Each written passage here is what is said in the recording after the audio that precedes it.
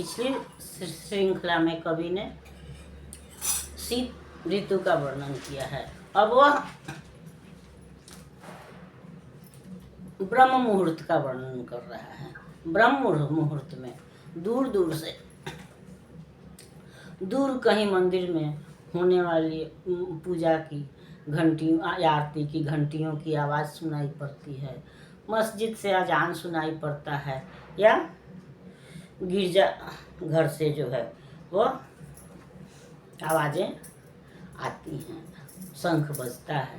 तो ये सब जो है वह कवि के अंदर वही बात है कि हम जैसी प्रकृति को देखते हैं या जैसा दृश्य हमको दिखाई पड़ता है, हमारी मनोवृत्ति भी उसी अनुसार बदलती है, हमारा सोच भी उसी अनुसार बदलता है। तो यहाँ पर कवि को सुनाई पड़ रहा है कि कभी गिरजा की घंटी सुनाई पड़ती है, मंदिर से शंख सुनाई पड़ता है, या मस्जिद से आजान का स्वर आता है।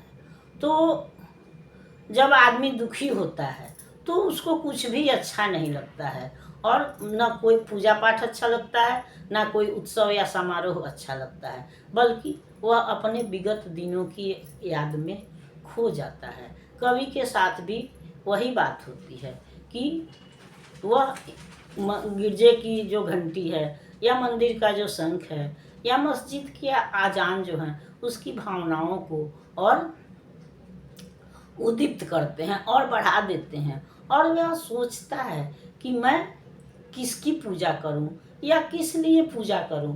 क्योंकि अक्सर हम देखते हैं कि बहुत पूजा पाठ करने के बाद भी जब सफलता हमारे हाथ से निकल जाती है या हम असफल हो जाते हैं, तो निराश होकर के पूजा पाठ के तरफ से भी हमारा मन जो है वह हट जाता है। कभी भी अभी उसी मन स्थिति में है।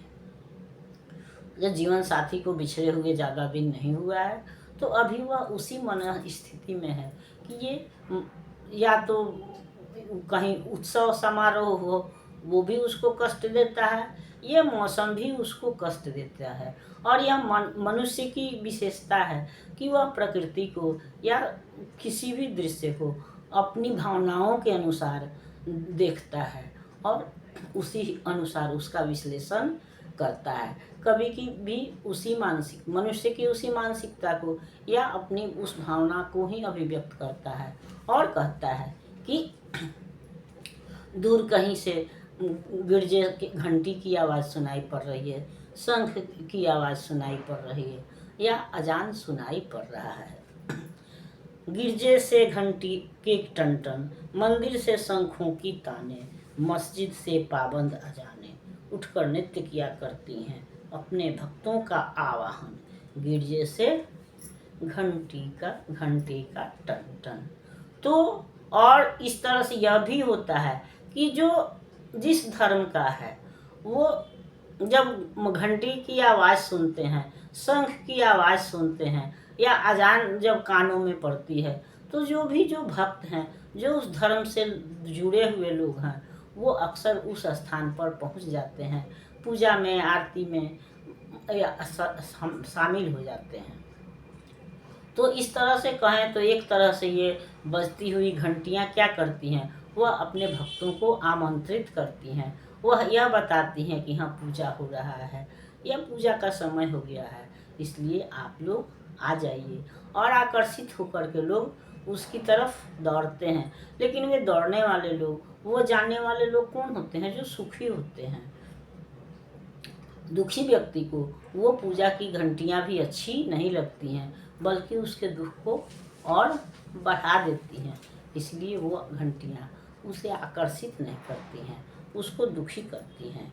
मेरा मंदिर था, प्रतिमा थी, मन में पूजा की महिमा थी, किंतु निरभ्र गगन से गिरकर वज्र गया कर सबका खंडन, गिरजे से घंटी की टन टन। तो मेरा भी एक मंदिर था। हम मन को भी मंदिर कहते हैं। अक्सर साहित्यकार जो हैं वो मन की तुलना मंदिर से करते हैं। तो कवि कह रहा है कि मेरा भी मंदिर था और उस मंदिर में एक प्रतिमा थी। वो प्रेमी जन के लिए है कि वो मंदिर में जो है वह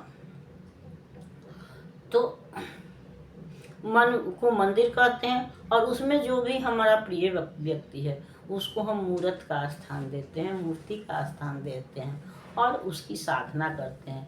जिस तरह से कोई साधक या पुजारी मंदिर में मूर्ति की आराधना करता है, मूर्ति स्थापित करके, उसी तरह से जो प्रेमी व्यक्ति हैं वह अपने हृदय में अपने प्रिय व्यक्ति की छवि बसा करके और अपनी भावनाओं का अर्घ्य चढ़ा करके, नैवेद्य चढ़ा करके, यानी पूजा पाठ की जो प्रसाद है, सामग्री है, चढ़ा करके उसकी आराधना करता है, उसकी अर्चना करता है। तो कवि के लिए उसकी पत्नी भी उसी तरह से, वो पूजा की प्रतिमा थी और उसका मन मंदिर था।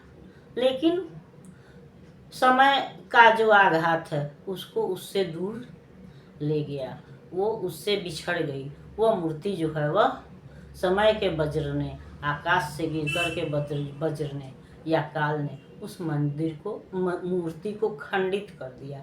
और जब मूर्ति खंडित ही हो गई, मूर्ति टूट ही गई, तो फिर वह पूजा किसकी करे? यानी कि उसका आराध्य जो है, जो उसका के लिए जो पूजनीय था या जो उसका आराध्य था, वही समाप्त हो गया। अगर मंदिर में मूर्ति ही नहीं रहे तो फिर वहाँ कोई पूजा करने वाला नहीं जाएगा। खाली मंदिर में कोई पूजा नहीं करता है। तो अभी कवि की स्थिति भी वही है कि उसका मन मंदिर जो है वह खाली है, इसलिए वह किसकी पूजा करे, क्या करे। और वही बात होती है कि हम दूसरे को जब खुश देखते हैं तो दुखी व्यक्ति को अपने बीते हुए दिन ज़्यादा याद आते हैं और वह और ज़्यादा दुखी हो जाता है। जब ये पावन ध्वनियाँ आती, शीश झुकाने दुनिया जाती, अपने से पूछा करता तब, करूं कहाँ मैं किसका पूजन, गिरजे से घंटी की टन टन।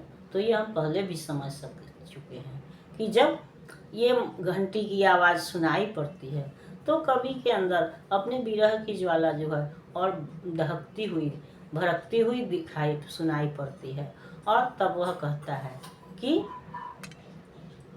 जब मेरा तो मूर्ति ही टूट गया तो फिर मैं किसका पूजन करूं, कहाँ जाऊं, क्या करूं। इस तरह से ये पूजा की घंटियां भी जो हैं वह उसके दुख को और बढ़ा देती हैं। कहने का मतलब वही है कि दुखी व्यक्ति है तो उसको का प्रकृति का हर स्पंदन, मनुष्य या समाज का हर क्रियाकलाप जो है वह उसको दुखी ही करता है, उसके दुख को बढ़ाता है, सुख को नहीं। और कवि ने इस के माध्यम से उसी सच को भाषित किया है या प्रकाशित किया है या बताया है कि जो दुखी व्यक्ति होता है तो उसको सब तरफ दुखी या चारों तरफ से उनको निराशा ही दिखाई पड़ती है, या वह अपनी मनोवृत्ति के अनुसार ही प्राकृतिक वस्तुओं का भी चित्रण करता है। अगली श्रृंखला में हम अगले दोहे का विचार करेंगे, अगले गीत पर विचार करेंगे। तब तक यह श्रृंखला आपको पसंद आती है तो इसको लाइक कीजिए, सब्सक्राइब कीजिए। मिलते हैं अगली श्रृंखला में, तब तक के लिए